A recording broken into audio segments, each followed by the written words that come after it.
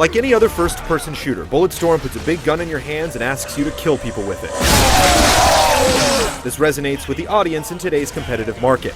Unlike other shooters, though, Bulletstorm goes to great lengths to encourage you to kill people in many different ways, using points and prizes as motivation and goading you on in a loud and obnoxious voice that seems blissfully unaware of the line between hilarity and offensiveness. It's understandable to have reservations. This is a game that tried to bully you into a pre-order with insults. Hey, dick tits! This game ain't gonna pre-order itself! Is this the kind of storm you want to get mixed up in? What? Warning, airlock safety release. Hey, third bounty hunter this week.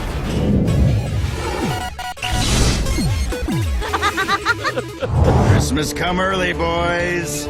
We got us some mass murdering piece of shit out there waiting on us to deliver some reparation. Penned by Marvel Comics writer Rick Remender, Bulletstorm's freewheeling, semi-entertaining sci-fi storyline follows ex-Black Ops dude Gray, a man out for revenge after being manipulated by his superior.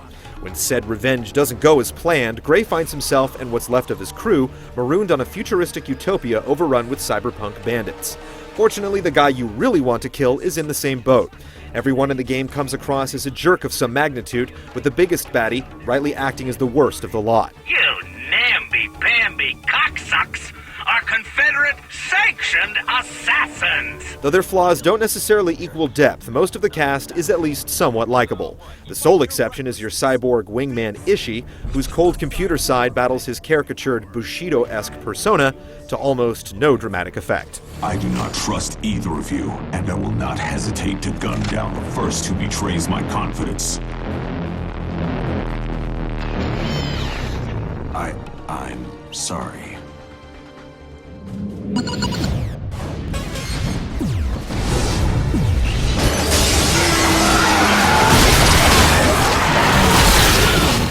Along with its incredible surplus of profanity and gore, Bulletstorm offers you a solid and varied 6 to 10 hour single-player run with an integrated point-based scoring system. Performing specific kinds of kills the game calls skill shots earns you credits, which you use to unlock weapons and power-ups from cash and carry kiosks.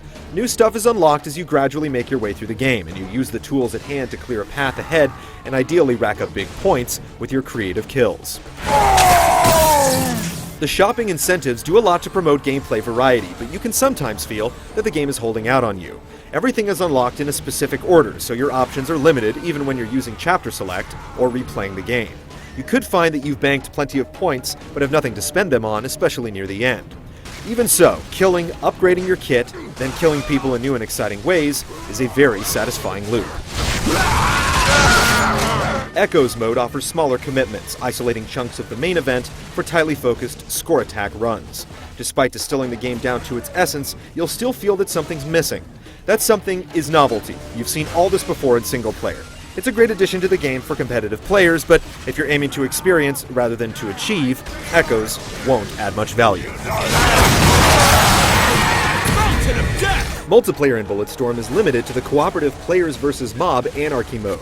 Working together is not only vital to meeting the score requirements for each wave, it's vital for having any fun at all. A single team member can come in at the top of the scoreboard by hogging the points and holding his team back, so you frequently have to resist the urge to kill. If you can get a serious group together, it can be a fun experience, but well-organized play runs the risk of muting the chaos entirely, resulting in a job that's not unlike garbage disposal in a mildly unsafe work environment. Another 5 left!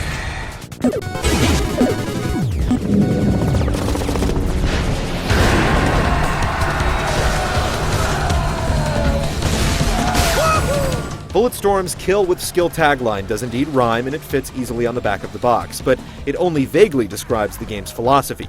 You'll definitely need some skill, but what the game truly encourages you to do is kill in a variety of different ways. Each individual element of the game is tuned to provide diverse and varied carnage.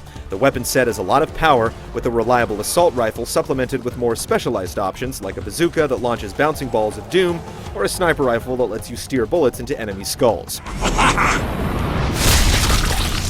Some weapons feel a little impractical, but you're rarely required to use a specific gun. The leash you acquire early in the game does a great job of bringing enemies to you so you can bring death to them, with a well-tuned aim assist and the ability to send a crowd of enemies into the air. Leashing is complemented by kicking, which sets your enemies up for more punishment and knocks them into various lethal objects, or vice versa. And while it's not quite as big a part of combat, your ability to slide takes the cake, allowing you to knock quick enemies off their feet and making getting around a level much more fun.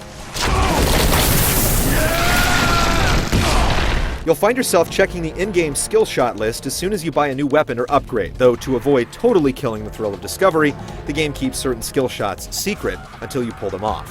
While you might sometimes feel like you've been handed a giant to-do list, the majority of these maneuvers are actually satisfying and fun to pull off. There may be a few instances where you're denied credit for a shot that you were sure you made, but since you're not required to play a specific way, new opportunities are always around the corner. Bulletstorm does a very good job keeping its basic action interesting, switching up the tempo with classic shooter tropes like sniper time, on-rails turret action, and a weapon that lets you drive around a giant robotic dinosaur. Okay, so that one is kind of original. Less successful are the game's quick-time events, which have a passive fill-in-the-blank feel. Stakes also feel low when you're up against bullet fodder, especially outside the campaign, but there are plenty of aggressive enemies as well, including mass-produced mini-bosses with guns as big as yours. Oh, great. Where did this giant dick come from?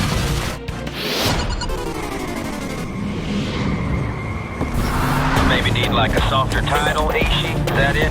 How about, disagreeable person's disposal unit? A lot of the dumb, juvenile humor is likely going to fall flat on your ears, but no matter how you feel about its style, it's impossible to deny that the game is technically outstanding. You'll find some staggeringly realistic touches to a very cartoonish world that's filled with color, detail, and tons of stuff that causes death, destruction, and bloodshed. Generic action music does its job in that it gives you something to shoot to, but the voice acting really works hard to sell the package. Holy shit! Ishi's signal is coming from below it!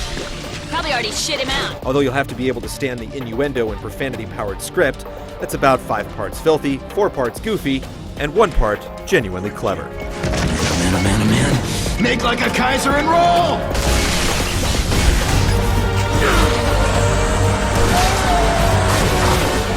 Whether Bulletstorm is a parody of other action games, a celebration of gaming's collective macho stupidity, or both, it works out pretty well.